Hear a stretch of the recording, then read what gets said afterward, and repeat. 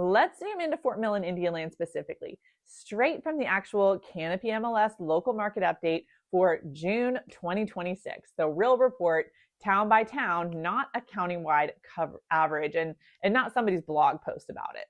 Fort Mill is sitting at 3.8 months of supply in June. That's up from 3.3 a year ago and about a 15% jump. 6 months is the textbook line between a seller's market and a buyer's market. So no, Fort Mill hasn't crossed it. On paper, this is still a seller's market.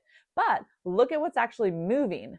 Days on market until sale is up 48 so far this year, up from 43 last year. And if you count homes that got relisted, the cumulative days on market jumped nearly 39% year over year. Sellers are still getting almost 97% of their original asking price, so pricing it right still works, but buyers just aren't racing the clock like they were 2 years ago. And the median sale price so far this year is down about 6.5% from last year, sitting at $500,000 versus $535,000. Indian Land, using Lancaster County's numbers, since that's what Indian Land falls under, is telling an even bigger version of that story. Months of supply sits at 4.0, up from 3.8, still under that 6-month balance line, but climbing. Days on market until sale is up to 69 so far, compared to 51 last year. That's a 35% jump.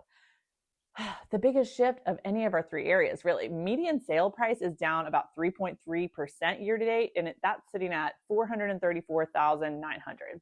So, no, neither market is technically flipped to a buyer's market on paper, but the leverage is quietly moving towards buyers in both places, and it's moving fastest in Indian Land.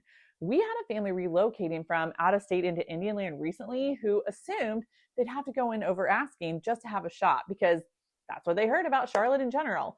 Instead, because homes are sitting almost 3 weeks longer than they were last year in Indian Land, they negotiated a price reduction and got some closing costs covered. They were shocked.